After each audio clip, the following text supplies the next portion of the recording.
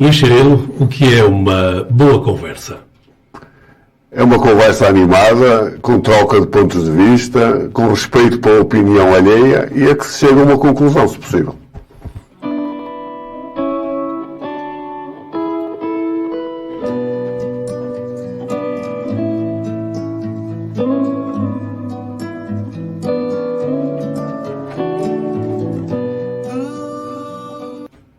Luís Cirilo Amorim de Campos Carvalho, 63 anos. E se eu quisesse traçar um breve resumo biográfico, seria muito complicado e exigiria quase o tempo total do programa. Por isso, vou, dar apenas algumas pistas de um percurso que, em termos profissionais, foi quase sempre feito na banca.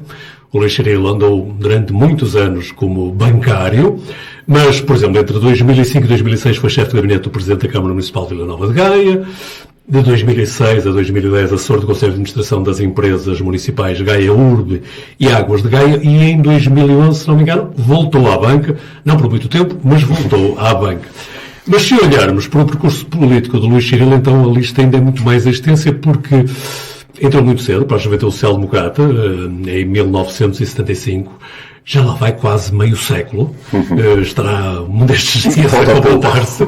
Foi deputado da Assembleia Municipal de Guimarães em vários mandatos desde 1989, deputado na Assembleia da República entre 1999 e 2005, foi governador civil do Distrito de Braga entre 2002 e 2003, secretário-geral adjunto do PSD de 2000 a 2002, no que toca ao seu percurso associativo, o Vitória é uma das marcas fundamentais, de quem é sócio já desde 1972, já deve ter um desses emblemas de um metal precioso, no caso o ouro. Foi presidente da Comissão Organizadora do 75º Aniversário do Vitória, secretário-geral entre 1999 e 2002, foi também vice-presidente da Mesa da Assembleia Geral, vice-presidente para o futebol e modalidades, e agora, o último cargo, se não me engano, é membro da Comissão do Centenário do Vitória Sport Clube. Para além disso, Luís Cirilo também tem um longo percurso na comunicação social, sobretudo na comunicação social vimaranense, já que foi fundador de rádios e jornais. Lembro-me, por exemplo, da Rádio Guimarães, penso que foi um dos fundadores, e também do jornal O Toral. Eu não fui bem um fundador, mas entrei logo no início. Na primeira hora. Do Toral, do jornal Toral, sim, foi um dos fundadores. Mas tem uma particularidade, é que, se não me engano, percorreu todas as rádios locais que existiram e existem em Guimarães, pelo menos as mais significativas. A Rádio Guimarães, já disse, a Santiago e a Fundação. Luís Cirilo, muito mais haveria a dizer, mas... mais algumas coisas. Mas é que isto significa que já é um percurso com alguns anos de vida. É. E, como há pouco, ainda antes de começarmos a gravar, brincávamos aqui, vamos começar pela primeira, vamos começar pelo início de tudo. Eu era capaz de desafiar ires até à tua infância, à tua meninice. Nasceste em Guimarães, obviamente. Sim. És um guimarãense dos 4 costados. Nasci no Hospital Antigo, a maternidade, a sala de partos era virada para o castelo e, portanto, quando nasci, vi logo o castelo como influenciou para a vida, seguramente. Nada melhor se poderia pedir para o guimarãense, nascer à sombra do castelo. Aliás, nasceram milhares deles, felizmente, enquanto o hospital lá foi. Sim, eu tenho uma recordação muito feliz da minha infância e da minha meninice. Eu sou como tu, só somos da mesma geração, nós somos de um tempo em que, ao contrário do que acontece hoje, e eu vejo isso com alguma tristeza, em que havia muito mais rua, digamos assim, em que havia muito mais brincadeira com os amigos, em que as brincadeiras eram muito mais simples, digamos assim, era jogar a bola, era o essencial, era andar de bicicleta, era brincar às escondidas, e de facto eu morei durante alguns anos na rua Alfredo Pimenta, agora ao lado da Alfredo Pimenta, em casa dos meus avós. E havia ali um grupo de miúdos daquelas casas todas e nós brincávamos de manhã, nas férias era de manhã à noite, fora das férias era ao fim de semana, às vezes ao fim da tarde, quando o tempo proporcionava. E de facto, eu hoje vejo as crianças de hoje são muito mais ilhas do que nós éramos muito mais de comunidade, de partilha. E, portanto, tenho memórias muito felizes da minha infância. E no tempo da escola, Luís Cirilo, é normal nós dizermos que na escola primária houve um professor ou uma professora que nos influenciou? Tiveste isso também? Eu andei numa escola privada, na altura, que era uma senhora que dava aulas, a Dona Maria Emília, viúva do grande escultor António de Azevedo. Andava eu, éramos uns 30, ela dava aulas às 4 classes, primeira, segunda, terceira e quarta classe, e de facto foi uma professora extraordinária, a quem eu ainda hoje muito devo, e nunca me esquecerei, porque ela, de facto, naqueles 4 anos que lá andei, da primeira à 4ª classe, aprendi a ler e a escrever, e essencialmente aprendi a escrever sem erros, porque os erros custavam caro nesse tempo. E a Ana Maria Emília, que era uma senhora amorosa com os alunos fora da sala, dentro da sala de aulas era, de facto, muito rigorosa, e às vezes lá vinha uma reguada, ou qualquer coisa de mais pesado, e quando a gente, enfim, não acertava a escrita ou a leitura. Mas, sim, foi uma pessoa que me marcou imenso. Aliás, costuma-se dizer que nós nunca nos esquecemos do nome da nossa professora primária, e eu nunca esquecerei a Ana Maria Emília, seguramente, que já faleceu há muitos anos, e que era, como te disse, viúva desse grande escultor que deixou de obra em Guimarães. E depois, ciclo ainda nas instalações da atual Câmara Municipal. Eu desde pequenino tinha alguma tendência para aquele edifício. É verdade, o ciclo foi lá, enfim, aquilo era um ciclo. A gente, quando vê o que é hoje o ciclo, o que é hoje a Escola Preparatória de Meira, e o que era nesse tempo, enfim, até dá alguma vontade de rir, mas lá está, também guardo muito boas memórias. Fiz alguns amigos nesse tempo que ficaram amigos para a vida. Infelizmente um ou outro já não está cá, mas há outro que sim, e com quem continua a ser amigo. Foram 2 anos também muito interessantes, naquele edifício velho, ok, a gente, não sei se alguma vez andaste lá, não sei que lá andaste, então lembras-te dos ginásios, que a gente lá andava a jogar, agora que destruía o edifício todo. E nessa escola tive por professor de ginástica, na altura era assim que se falava, professor de ginástica, alguém que depois viria a ser muito importante em Guimarães como Presidente da Câmara. Pois, eu não tive o Dr. António Magalhães como professor de ginástica, mas tive o Dr. Antunes da Cunha, que foi durante muitos anos médico de Vitória, sim, e que foi meu professor de ginástica. Nesse tempo estava, creio que, ou a fazer já estágio ou a concluir o curso, e dava umas aulas de ginástica.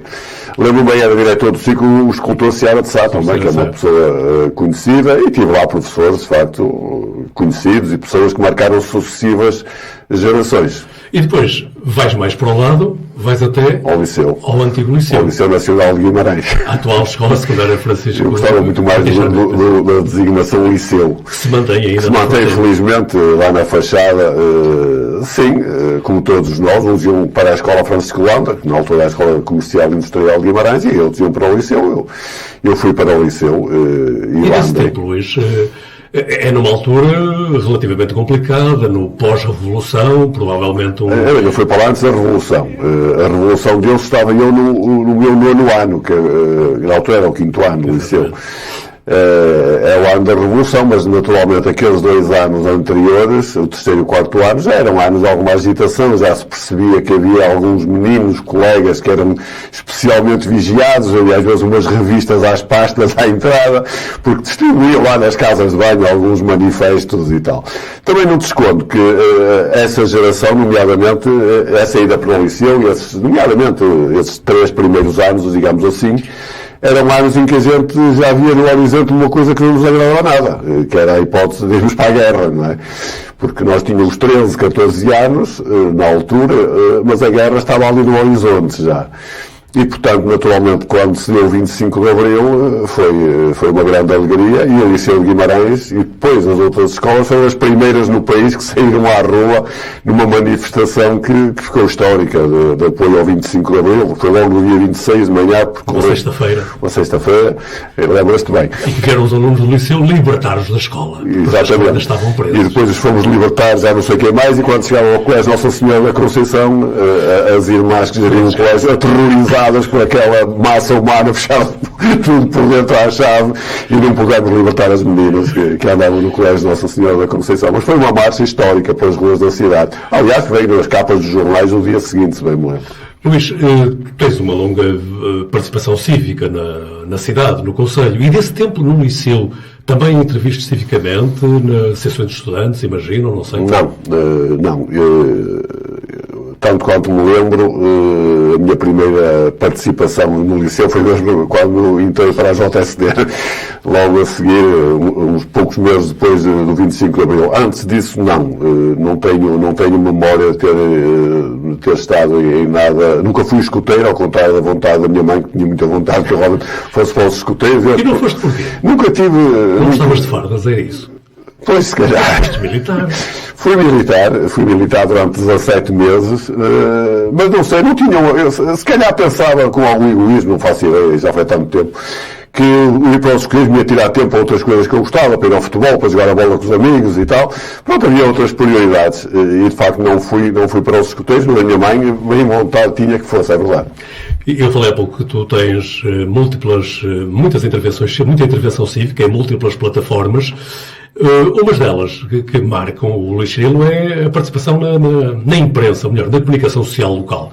Como já falei há pouco, quer seja nas rádios ou nos jornais. Estás no núcleo inicial da Rádio Guimarães, depois andas pela Fundação, Santiago, Fundação. Que memórias é que tens destes tempos? Isso dava para 2 dias de conversa, não era só para... Tenho memórias naturalmente muito boas. Eu comecei na comunicação social, creio que em 83, 84, a escrever umas crónicas sobre o Vitória, ou sobre o que havia de ser, para o Comércio de Guimarães, a convite do Dr. Barroso da Fonte. Depois, em 86, surge a Rádio Guimarães, da qual tenho imensas e gratíssimas memórias e histórias para contar que nunca mais acabavam. Depois passei para a Fundação, que era um percurso mais ou menos normal, até porque a Rádio Guimarães teve alguns problemas internos que agora já não me interessam para nada estar a escalpelizar. E estive durante alguns meses, um ano talvez, não sei, na Rádio Fundação, que depois também teve problemas internos. E nesses tempos, eu podia-te comentar-se uma fotografia que temos agora no ar, aquela fotografia é muito conhecida, não é? Tudo já conhecido. Há alguns anos. Sim, aquilo são as equipas de reportagem da Rádio Fundação e da Rádio Guimarães que fomos ao Funchal fazer um relato do jogo Marítimo Vitória. Isto é o avião na viagem de regresso. Lá está o Lázaro Nunes, o Dino Freitas, o Joaquim Mendes, o Carlos Abreu, o Miguel Sousa, e estou eu. Depois estão alguns jogadores, vê-se ali o Paquito, creio que também se vê o Jesus ali mais atrás, enfim. É uma fotografia tirada no avião. O Vitória ganhou 2-1, vinhamos todos contentes, naturalmente. Foi naquela época histórica do Paulo de Cascavel. A Vitória ganhava muito, não é? Ganhava mais que agora, realmente. Então, naquela época nem se fala porque ficámos em 3º lugar e fizemos um campeonato absolutamente espetacular. E esta ida à Madeira também ela tem boas histórias. Aliás, esse tempo tudo tinha história, que é uma coisa curiosa. Mas algumas que não se podem contar aqui. Algumas nem aqui nem em lado nenhum. Mas também não há assim nada de proibido. Há boas histórias. Enfim. Mas desses tempos na rádio, tu tens uma dupla participação. Por um lado, tens os programas, a tua intervenção enquanto homem do futebol, que gostas de futebol, que comentas, mas também tens intervenções na tua faceta de político. Não era uma mistura perigosa juntar o futebol e a política? É explosiva. Eu não escondo que a minha participação radiofónica foi sempre muito mais virada, pelo menos no início, para o desporto. Eu era o responsável pelo desporto na Rádio Guimarães. Quando se pôs a questão de saber, vai começar o campeonato, primeiro campeonato com a Rádio Guimarães a emitir, quem é que vai fazer os relatos dos jogos? Eu faço. E fiz muitos relatos e acho que não me saí mal de todo. E, portanto, essa era uma vertente. Depois, houve uma altura em que, de facto, eu acumulava as duas coisas. Houve uma altura até que era deputado da Assembleia da República e eleito pelo PSD e era secretário-geral do Vitória. E, portanto, não era fácil, até porque, às vezes, em Guimarães, como sabes muito bem, a política e o Vitória, a Câmara e o Vitória, tinham relações muito complexas. E, às vezes, também com o próprio governo, e eu depois, de alguma forma, também senti isso quando era governador civil. Na altura já não era, porque eu, quando fui para o governo civil, deixei os cargos que tinha no Vitória, obviamente, não ia acumular, era impensável, mas era um vitoriano que estava ali para todos os efeitos e de facto, compatibilizar as coisas, compatibilizar o desporto / futebol e a vida política não é fácil. Dissestes que nesse tempo Vitória e Câmara tinham relações muito complicadas. Utilizaste o verbo no passado. E agora, como são as relações? Tenho alguma dificuldade em te dizer. Eu disse que no passado eram complicadas, porque houve todo um processo de crescimento do Vitória, obras para o Mundial de Sub-20 de 1991, obras para o Euro 2004, eliminação do estádio, construção de bancadas, que foi sempre tudo, eu não diria à força, mas foi sempre tudo debaixo de uma enorme pressão do Vitória e dos sócios do Vitória, que tiveram que se manifestar por mais que uma vez em frente à Câmara Municipal, para ver se convenciam a Câmara a apoiar o Vitória. Já voltaremos a isso, porque por agora, já que me estás a abrir a porta para falarmos um pouco de política e de futebol, vamos primeiro olhar para a política. Vamos olhar para a tua participação. Eu disse há pouco que inscreveste na Juventude Social Democrata em 1975. 21 de janeiro de 1975. Isso é que é precisão, não há dúvida. Por que é tão marcante essa data, para te lembrares dela? Porque passado 4 dias o PPD, na altura era assim, fez um comício cá em Guimarães com o Dr. Francisco Sá Carneiro, com o professor Marcelo Rebelo de Sousa, com a arquiteta Helena Roseta, que foi um grande comício em que houve pancadaria até dizia basta cá fora e lá dentro. O que era normal nessa época? Infelizmente era normal, porque havia muita intolerância da esquerda e da extrema-esquerda em relação aos partidos que não perfilhavam das suas ideias. E, de facto, nunca mais me esqueci, 21 de janeiro de 1975, 4 dias antes desse primeiro e grande comício do PPD aqui em Guimarães, com o Dr. Sá Carneiro, que tive o prazer de conhecer nesse dia. Enfim, são imagens que ficam para a vida, porque eu fazia parte da JSD e a JSD, miúdos que éramos, tínhamos a responsabilidade de assegurar de alguma forma, alguma segurança, até me dá vontade de rir dizer isto hoje, mas sim, dentro do Teatro Jordão, que foi onde se realizou o comício. E as pessoas que participaram no comício jantaram no restaurante Jordão, que era por baixo, como te lembras, e nós, a malta da Jota, foi lá cumprimentá-los para conhecer o líder do partido e pronto, foi a única vez que estive com o Dr. Francisco Sá Carneiro, mas nunca mais me esqueci. É uma personalidade absolutamente inesquecível. É a minha grande referência política de sempre. Tens dito isso várias vezes, em diferentes circunstâncias. E por aí posso presumir que aderes à JSD inspirado em Francisco Sá Carneiro? Ou são outras as razões que te levam até à JSD? Há duas razões essenciais. Uma, de facto, tem um pouco a ver com a intervenção do Dr. Sá Carneiro naquele primeiro tempo a seguir ao 25 de Abril, em que ele era uma voz de sensatez no meio de tanta excitação revolucionária que por ali andava. E, de facto, desde a primeira hora, eu também já era leitor, de alguma forma, do Visto, no Expresso, porque tenho lá em casa religiosamente guardado o número 1 do Expresso, já fez 50 anos também. A primeira razão foi, de facto, talvez essa, mas a segunda razão foi que alguns dos amigos com quem eu mais privava em Guimarães foram todos para a JSD. O Carlos Alpuim, que é hoje médico no Hospital de Guimarães, o Jaime Machado, da Fotobeleza, o José Alberto Gomes Alves, que infelizmente partiu muito cedo. Havia ali um grupo de amigos, todos frequentadores da Assembleia de Guimarães, porque os nossos pais eram sócios da Assembleia de Guimarães, e, portanto, olha, não foi um movimento corporativo de dizer, olha, vamos todos para a JSD, mas fomos indo uns atrás dos outros. Eu era o militante número 16, nesse tempo, também nunca mais me esqueço. E chegas a presidente da JSD local? Passados uns aninhos. Claro, obviamente, mas é todo um caminho que vais fazendo. Sim, fiz esse caminho todo, fui militante, fui de comissões políticas, conselheiras da Jota, e depois fui vice-presidente, e depois um dia cheguei a presidente da JSD. Olha, no tempo da campanha presidencial do professor Freitas do Amaral e do Dr. Mário Soares, essa famosa eleição de 1985-86. Foi o tempo em que fui presidente da JSD, e depois um dia cheguei a presidente do PSD de Guimarães também. Então, desse tempo da JSD, temos, em que foste presidente da JSD, sim, temos uma fotografia que não é desse tempo, mas que evoca um conjunto de presidentes. Todos eles mais novos do que eu sou o mais antigo daqueles que está ali, a seguir é o Emílio Guerreiro, e depois creio que o outro presidente mais antigo é o André Coelho Lima. Os outros são todos muito mais novos, todos eles ainda na política ativa, e todos eles seguramente com muito para dar ao partido, não à Jota, porque já nenhum deles está na Jota, o tempo passa para todos, não é só para nós dois. Mas sim... Mas dizias há pouco, foste presidente da Jota e também presidente do PSD local. Sim, presidente do PSD local. O que não aconteceu com muitos presidentes da Jota. Aconteceu comigo, com o André Coelho Lima e creio com o Bruno Fernandes. Talvez o Bruno Fernandes. Estes três, sim. Creio que mais ninguém. Porque no meu tempo de Jotinha, os primeiros líderes da JSD de Guimarães foram o Luís Teixeira Melo, filho do José Eurico de Melo, que depois saiu de Guimarães, quer o pai, quer o filho. Foi o Jaime Coelho Lima que se afastou completamente da política, depois havia o Jorge Gonçalves, havia ali um grupo de fundadores da Jota, mas nenhum foi presidente da Conselhia de Partido.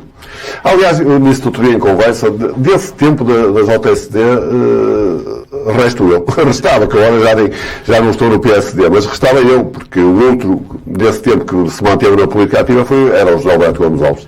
Não estás no PSD por agora? Essa é uma pergunta de $1 milhão. Eu saí do PSD em 2018, quando foi constituído o Partido Aliança, do qual fui secretário-geral ou diretor executivo, que era a mesma coisa. Depois foi um projeto que falhou, infelizmente, mas foi engraçado enquanto durou, pelo menos durante uma parte. Eu deixei o partido em 2020, portanto vai fazer 3 anos, e mantenho-me como cidadão independente. O futuro a Deus pertence. Me estás a perguntar se um dia vou voltar para o PSD? Não sei. Até hoje eu não tive esse apelo interior como tive em janeiro de 1975 para me filiar na JSD. Não sei, não faço ideia. Então, recuemos um pouquinho mais atrás. 1989, entras na Assembleia Municipal pela primeira vez. É também por essa altura que há uma mudança do poder político em Guimarães. Sim. O PSD é derrotado e António Magalhães é eleito Presidente da Câmara. Como é que olhas para esses tempos? Eu tive a desdita, os 6 mandatos que fiz na Assembleia Municipal foram sempre na oposição. E de facto, em 1989, quando eu sou eleito pela primeira vez para a Assembleia Municipal, o nosso cabeça de lista para a Assembleia Municipal era o engenheiro Eurico, era o Dr. Fernando Alberto Ribeiro da Silva, o número 2 era o engenheiro Eurico de Melo, que era ao tempo Ministro da Administração Interna e Vice-Primeiro-Ministro. E pronto, era uma lista muito forte. Eu era um aprendiz, nunca tinha estado na Assembleia Municipal e perdemos as eleições. Sinceramente, foi uma surpresa. O Sr. António Xavier tinha feito um mandato interessante, de 85 a 89, com muitas dificuldades. Mas a nossa expectativa era voltar a ganhar as eleições, ainda que sem maioria, e depois fazer acordos na Câmara, como se tinham feito 85 a 89. Mal, mas isso é outra questão. Isso era outra questão. Então, perdemos as eleições, e eu estive na Assembleia Municipal 4 mandatos seguidos, depois tive 2 ausentes, e depois voltei para mais 2 ou 3, sempre na oposição. Mas na Assembleia Municipal passa por ti 2 presidentes de Câmara. António Magalhães e Domingos Bragança. Sim. 2 estilos diferentes. Como é que o Luís Cirilo olha para esses 2 presidentes? São efetivamente personalidades muito diferentes. Eu creio que o Dr. António Magalhães tem mais uma personalidade, ou tinha de líder. Foi ele que construiu a maioria do Partido Socialista. Trabalhou para isso, perdeu as eleições em 85, continuou a trabalhar, era deputado na Assembleia da República, o que lhe dava de facto a possibilidade de se dedicar à política a tempo inteiro, coisa que o PSD não percebeu na altura e não percebeu depois. E de facto fez aquele acordo que não devia ter sido feito, isso é outra história, em que foi dado o pelouro das obras ao líder da oposição, foi uma ingenuidade, enfim, muito grande. E depois o Dr. Magalhães ganhou a Câmara. No primeiro mandato ainda andou ali a tatear um bocado, como é normal, embora ele já estivesse enfarinhado, digamos assim, na matéria, mas depois quando ganhou a segunda maioria absoluta em 93, consolidou o seu poder. O Dr. Bragança é diferente. O Dr. Bragança não é um líder, como o Dr. António Magalhães foi. O Dr. Bragança cavalgou a onda do líder, foi vice-presidente com o Dr. António Magalhães, depois em 2013, salvo erro, candidatou-se à Câmara, com o Dr. António Magalhães é candidato à Assembleia Municipal, manteve ali a imagem do líder ao lado, e depois soube gerir as maiorias do Partido Socialista. O Partido Socialista é hoje hegemónico em Guimarães, muito por força da forma como se apropriou da sociedade civil guimaranense, das instituições, das associações, dos clubes desportivos. De facto, o PS tomou um pouco conta de tudo, tornou tudo subsídio dependente da Câmara, e o Dr. Domingos Bragança tem sido um hábil gestor dessa dependência da sociedade civil em relação ao Partido Socialista, mas não é, aliás, tu que és um frequentador assíduo da Assembleia Municipal, e eu que estive na Assembleia na oposição aos 2, de facto, ele não tem a característica afirmativa, às vezes até um bocadinho a roçar o autoritarismo que tinha a doutora António Magalhães. Agora, eu não tenho dúvida nenhuma que Guimarães, nestes 50 anos de democracia, teve 4 ou 5 grandes figuras. O doutor António Magalhães é seguramente uma delas.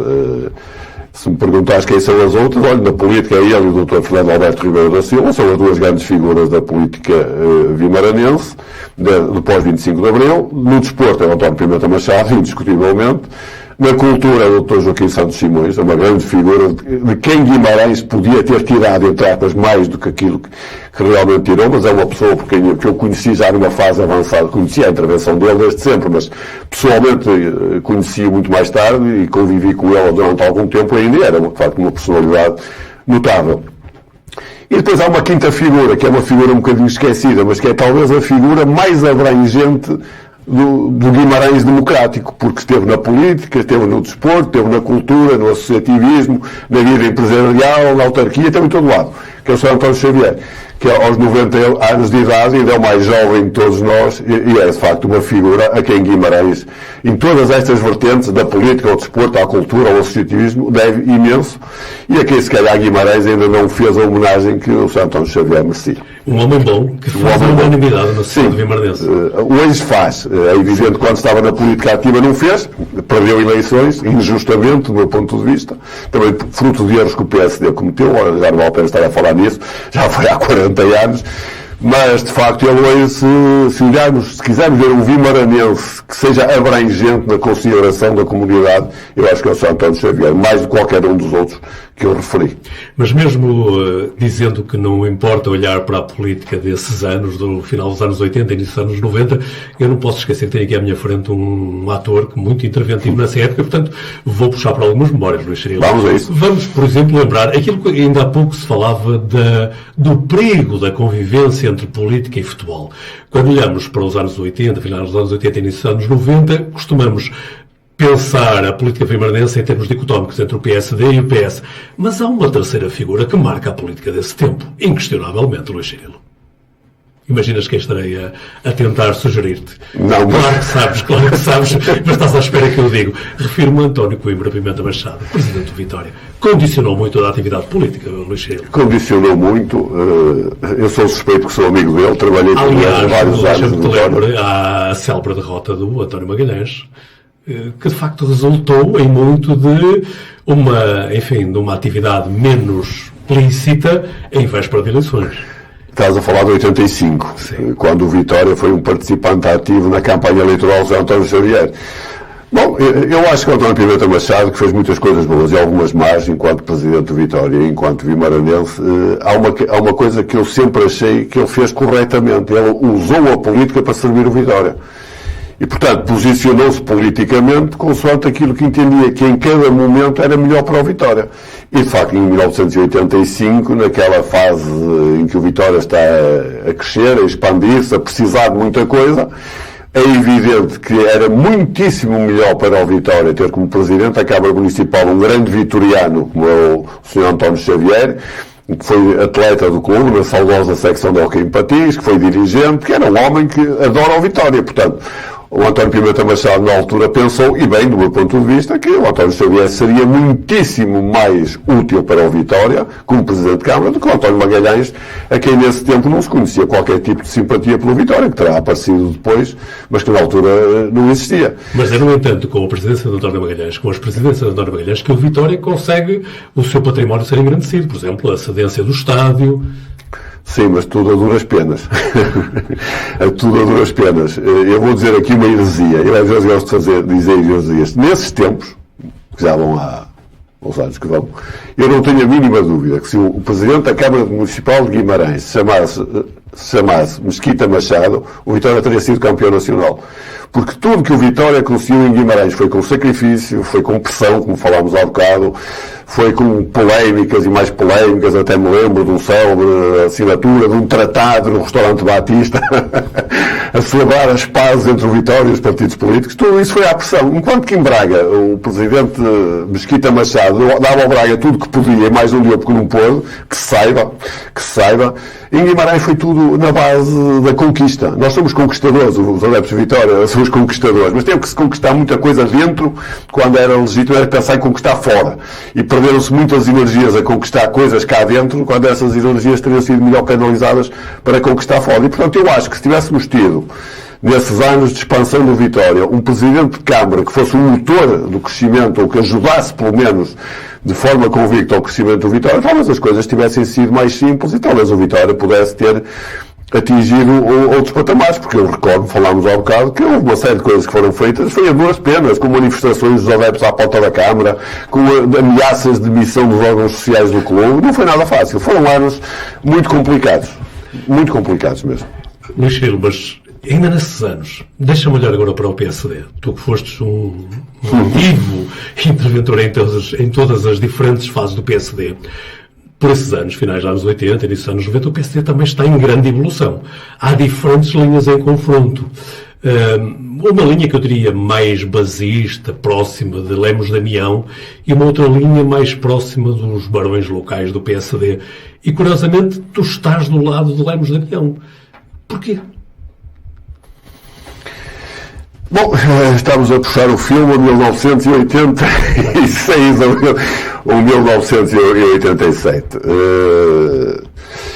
Digamos que, de facto, havia nesse tempo uma linha de fratura dentro do PSD, que era entre o PSD tradicional, o tal PSD que tu falas dos Barões, e que é verdade, que eram pessoas conhecidas da sociedade guimaranense, essencialmente pessoas da cidade, e depois havia um grupo de pessoas que entendia que o caminho podia e devia ser outro. Isto tem muito a ver também, é bom que se diga, ou melhor, esta fratura acentuou-se muito a partir de 1989, com a derrota do Sr. António Xavier, porque na altura o professor Lemos Damião já tinha sido presidente da Conselhia, depois saiu antes das eleições para ficar uma comissão política mais de acordo com o candidato, com o Sr. António Xavier, e depois voltou, porque perderam-se as eleições, e no PSD, não é só no PSD de Guimarães, é uma marca do PSD nacional, é quando se perde eleições, há uma série de pessoas que desaparecem. Então aqueles que são os independentes, as mais-valias e não sei o quê, não sei o que mais. Eu agora sou independente, falo à vontade, mas não sou mais-valia de nada. Mas esses desaparecem logo. E quando se voltam a ganhar eleições, voltam a aparecer. E de facto houve ali uma série de pessoas que desapareceram e até se esqueceram, inclusive, se bem me lembro, de pagar as contas da campanha. Foi a Comissão Política que foi a seguir com o Lemos Damião que as pagou. Até que tivemos que fazer um sorteio famoso, sim, depois para adquirir a sede. Em Guimarães tudo dá polémica. O que é que em Guimarães não dá polémica? Pronto, fez-se um sorteio para angariar dinheiro, para pagar dívidas que havia, para pagar a sede que se comprou na altura, por cima ali da Docélia, né? da ex-Docélia. E, de facto, essa linha de fratura nunca mais fechou, porque depois, em 1993, as pessoas que estavam à frente do partido entendiam que o professor Lemos Damião devia ser o candidato à Câmara. A linha tradicional, os tais barões que falavas, entendiam que não, e foi quando surgiu a candidatura do Emílio Guerreiro, que na altura era um jovem, acabado de licenciar em Coimbra, que tinha sido presidente da Associação Académica e que em Guimarães ninguém conhecia. Quando nós entendíamos que se não queria ser o professor Lemos Damião, ou se entendiam que não devia ser o professor Lemos Damião, então que fosse o Dr. Fernando Alberto Ribeiro da Silva, que era a grande figura do PSD de Guimarães, que era o governador civil, que era presidente da distrital do PSD, e que com certeza daria uma luta muitíssimo maior ao presidente de Câmara, António Magalhães. Só que não quis. E como não quis, arranjaram aquela candidatura de recurso, que até fez uma campanha muito engraçada, o Emílio, se bem me lembro, mas claro que era impossível ganhar, era absolutamente impossível. O Dr. Magalhães estava no final do seu primeiro mandato, ainda não tinha a força e a implantação que teve depois, e aquela era a altura em que o PSD devia ter tentado voltar a ganhar a Câmara. A partir do momento em que o PSD desistiu de ganhar, porque, com todo o respeito pelo Emílio, uma candidatura como a dele, ou como se fosse eu, era igual, era uma candidatura sem qualquer hipótese de ganhar, e permitiu o Dr. Magalhães reforçasse a maioria e depois tudo se tornou muito mais difícil. Mas já que falas da mistura entre a política e o desporto, essa fratura entre as duas linhas do PSD levou a que um dia, depois o professor Lemos Damião se afastasse, também já no final do seu mandato como deputado, e fui eu que fiquei como presidente da Conselhia. E então, foi quando surgiu aquela famosa hipótese de António Pimenta Machado ser o candidato do PSD à Câmara Municipal de Guimarães. Essa hipótese chegou a ser mesmo considerada com pernas para andar essa hipótese? Com certeza. Essa hipótese surgiu de uma conversa entre mim e o Emílio. Eu era o presidente da Conselhia e o Emílio era vice-presidente. Nós tínhamos feito uma comissão política, tentar agregar as duas linhas, com pessoas de um lado e pessoas do outro. E num almoço que tivemos os dois para conversar sobre várias coisas, falámos disso. E por que não o António Pimenta Machado? Pareceu-nos uma boa ideia. O António Pimenta Machado era indiscutivelmente a personalidade mais conhecida de Guimarães. Era a mais popular. O Vitória estava no seu auge. Estamos ali em meados dos anos 90, em que o Vitória, de facto, dava cartas. Pronto, surgiu essa possibilidade. Começou a ser, eu na altura era vice-presidente da Distrital de Braga, também, além de ser presidente da Conselhia de Guimarães. E, portanto, levei o assunto à Distrital. O então presidente da Distrital, que era também à altura presidente da Câmara de Barcelos, o Dr. Fernando Reis, achou uma excelente ideia, porque achava, para quem estava de fora, pensava, quem é que pode ganhar Guimarães ao Partido Socialista? António Pimenta Machado. Não havia mais ninguém, quer dizer. E isso foi trabalhado, as coisas foram andando. O líder do partido era o professor Marcelo Rebelo de Sousa. Depois, um dia, numa viagem de avião entre, creio que Frankfurt e Lisboa, o professor Marcelo Rebelo de Sousa veio no mesmo avião que o Dr. António Pimenta Machado, conversaram, o professor Marcelo animou a avançar para ganhar a Câmara de Guimarães. Eu lembro que o António Pimenta Machado chegou a Guimarães, passado dois telefonou, mas olha, vim com o seu líder, e ele disse para avançar, deu muita força e tal, e ele chegou a estar, creio que bastante entusiasmado. O que é que aconteceu? Depois a linha tradicional, que não gostava do António Pimenta Machado por razões que já lá vão, fez a linha tradicional conselhia. Conselhia, naturalmente, porque a distrital apoiava a estratégia. Começou a minar junto de pessoas próximas do professor Marcelo, nomeadamente a doutora Manuela Ferreira Leite, a doutora Leonor Beleza, o Dr. José Luís Arnaud, começaram, o Dr. Marcos Mendes, que foi um dos pontas de lança da sabotagem dessa candidatura. E eu, na altura, disse, muito bem, isto o povo é que manda. Vamos fazer um plenário de militantes em Guimarães, foi no hotel de Guimarães, e vamos perguntar aos militantes, querem ou não querem a candidatura do António Pimenta Machado? Fez-se o plenário, 90% quis. 90%. Mas a candidatura foi vetada pela direção nacional do partido, e eu um dia fui chamado a Lisboa, com o Fernando Reis, para irmos falar com a Comissão Autárquica, que era a doutora Manuela Ferreira Leite, a doutora Leonor Beleza e o doutor José Luís Arnaud. Tivemos uma reunião e que me disseram terminantemente que não aceitavam e propuseram-me em alternativa ser eu o candidato, com a garantia que nas eleições a seguir seria candidato a deputado.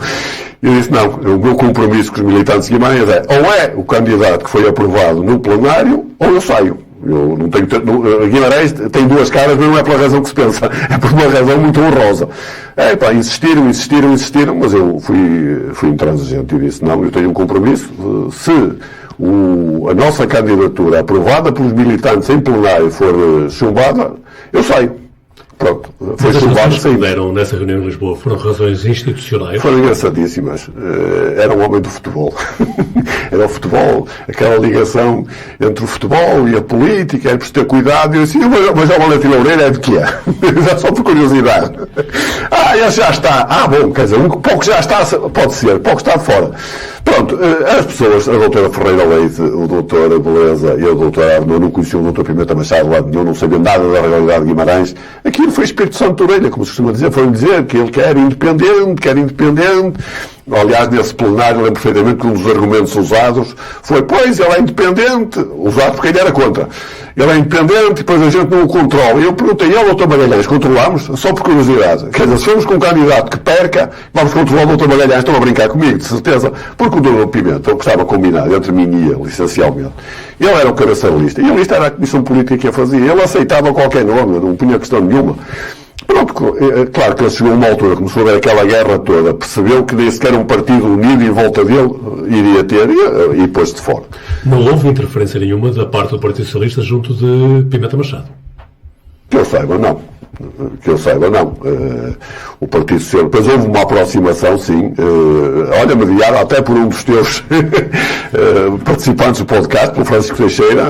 Houve uma aproximação, sim, mas aí, obviamente, o António Pimenta Machado já estava muito aborrecido com o PSD, porque era o que ele dizia, ele estava sossegado em casa e no Vitória. Fomos desafiá-lo. E ele mostrou-se disponível para pensar seriamente no assunto. E eu creio que ele estava interessado. Falámos até como é que seriam as listas. Bom, e depois o PSD faz aquela guerra toda, numa altura em que, de facto, o Vitória estava em cima, em que Guimarães tinha um orgulho enorme, como tem sempre, mas que tinha um entusiasmo com o Vitória muito acima do normal, porque estava a correr tudo bem. E ele, quer dizer, depois o partido diz que não quis ganhar as eleições, pronto. Na altura mandou-se fazer uma sondagem, se bem me lembro, em que sem o António Pimenta Machado dizer que era candidato, pronto, era só a hipótese, estava a 2 pontos do Dr. António Magalhães, Presidente de Câmara. Há 2 mandatos. Pronto, foi pena. Foi a última vez que o PSD teve perto de poder ganhar a Câmara. Não quer dizer que o ganhasse, até podia não ganhar, não sabemos. Agora, seguramente, lhe tirava a maioria e provavelmente. Eu acho que o António Pimenta Machado ganharia as eleições. Não quiseram, nunca mais o PSD se aproximou sequer da possibilidade de ganhar a Câmara de Guimarães. Eu sabia que isto ia acontecer, que havia tanta coisa mais para falar desse tempo, mas que o tempo não nos vai permitir. Mas ainda da política, Luís, eu só queria rapidamente passar por dois aspectos da tua intervenção, uma delas como deputado da Assembleia da República, mas como governador civil. Como é que viste esses 2 anos em que estiveste no Governo Civil em Braga? Um vimaranense em Braga. Olha, nem chegou a ser 2 anos, foi menos um bocado, mas, em primeiro lugar, devo-te dizer que foi o cargo político que eu mais gostei de desempenhar em toda a minha carreira, digamos assim, foi o de Governador Civil.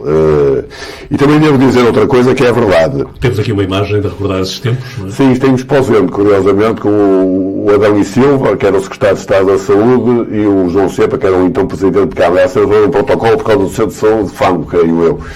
Sim. Mas ainda desse tempo. Sim. Como é que um vimaranense em Braga? Olha, devo-te dizer, eu digo isto muitas vezes, fui às vezes melhor tratado em Braga do que em Guimarães.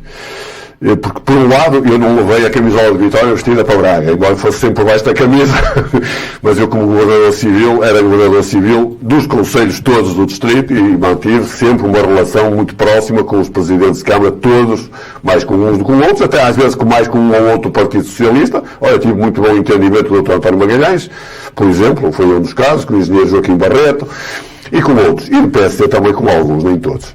Bom, e portanto...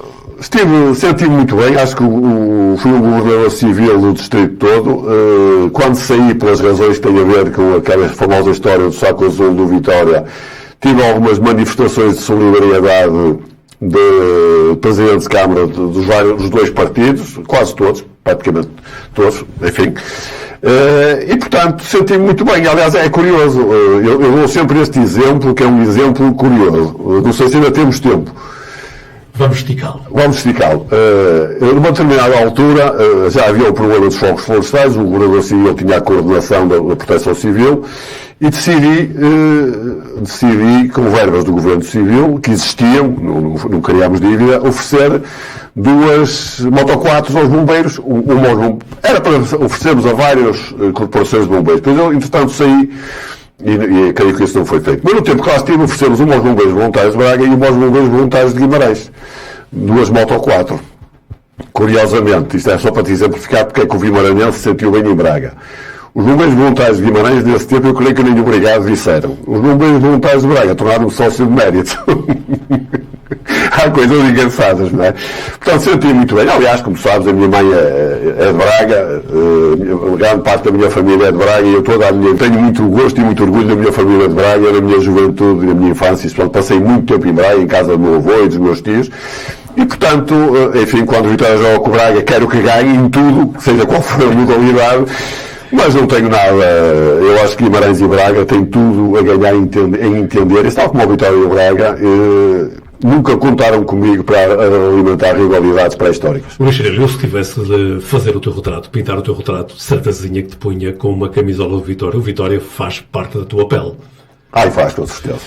Ora, é a minha segunda pele. E tu, na Vitória, desempenhaste cargos de muita importância. Foste, por exemplo, secretário-geral, vice-presidente da mesa da Assembleia Geral. E eu penso que foste secretário-geral num tempo que ficou marcado por alguns enfrentamentos entre o Pimenta Machado e algumas das figuras do Vitória. Penso que houve uma altura em que Pimenta Machado e José Arantes se incompatibilizaram e tu estavas nessa altura presente. Eu estava no meio deles no dia em que se incompatibilizaram, que ainda é pior. Também deves ter para aí uma fotografia disso. Então eu não chegava. É assim, é evidente que António Pimenta Machado teve um papel absolutamente determinante. Será esta fotografia do Chico? Isto é no relevado do Estado. Há uma Assembleia Geral em que os órgãos sociais estavam no relevado e os sócios na bancada poente. Estavam milhares de pessoas. Era aquele Vitória de que tantas saudades tenho, digamos assim. Bom, mas então o que é que acontece? O António Pimenta Machado foi de facto o grande motor do crescimento, mas o engenheiro Arantes tem um papel muito importante. Foi ele o homem do terreno, não é? Digamos assim. E trabalharam os dois juntos durante muitos anos. Nesta Assembleia Geral, aquilo já havia ali coisas que não vinham a correr muito bem. E, a propósito de uma pergunta qualquer de um sócio, o Dr. Pimenta Machado foi responder, e como já estava esquinado com o engenheiro Arantes, a certa altura disse: quem fez os projetos foi o engenheiro Arantes ou outro Arantes qualquer. E eu que estava sentado no meio dos dois, eu estava de pé e veio-se sentar. Aquilo era um ambiente, foi no verão, senão também não estaríamos no relevado, mas era um gelo. Foi aquelas respostas típicas de Pimenta Machado. Sim, mas foi mesmo para acertar dar uma canelada, digamos assim. Porque a relação entre eles já não, penso na altura, já não me lembro porquê, mas já não era o que tinha sido.